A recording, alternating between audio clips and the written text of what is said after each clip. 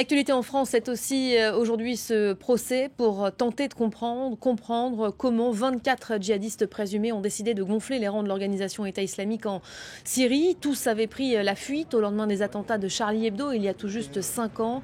5 d'entre eux aujourd'hui seulement comparaissent devant la cour d'assises spéciale de Paris où vous vous trouvez Karim Akiki. Karim, bonjour. Qui sont ces hommes et que leur reproche-t-on exactement?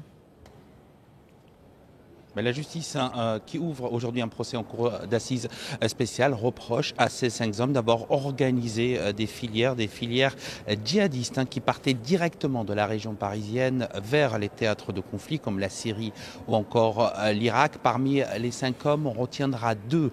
Ilyes Benhadour est considéré comme le cerveau par l'enquête, par les enquêteurs. D'ailleurs, toute l'enquête s'est focalisée sur lui. C'est l'un des 5 co-accusés.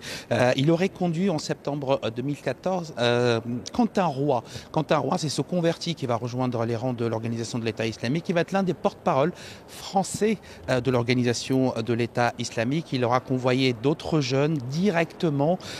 Lui, Ilyes Benhadour, c'est ce que lui reproche la justice d'avoir, en d'autres termes, organisé une filière très active qui partait au plus fort des départs. On est en 2014, des départs français vers l'organisation de l'État islamique. Alors, les 5 accusés s'ils nient pas être attirés par l'idéologie de l'organisation de l'État islamique. Ils nient en revanche toute implication dans une entreprise terroriste. Ilyes Benhadour, quand les enquêteurs vont l'interroger, il va se considérer, il va dire qu'il est un musulman normal et qu'il n'a fait qu'aider ses amis pour partir dans une zone pour aider des populations en détresse.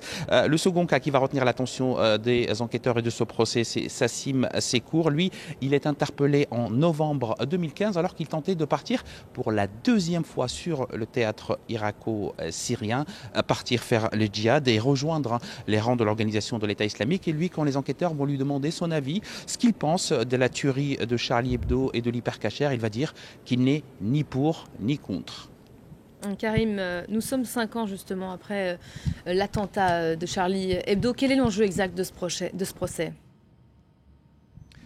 L'enjeu exact, c'est de comprendre. Ce sont 2 filières et que la justice va essayer de comprendre. Les filières qui viennent de la Seine-Saint-Denis, avec d'abord pour cadre une mosquée clandestine à Sevran, d'où est parti beaucoup de djihadistes français. Et puis, deuxièmement, la 2e filière, celle des frères Belhoussine.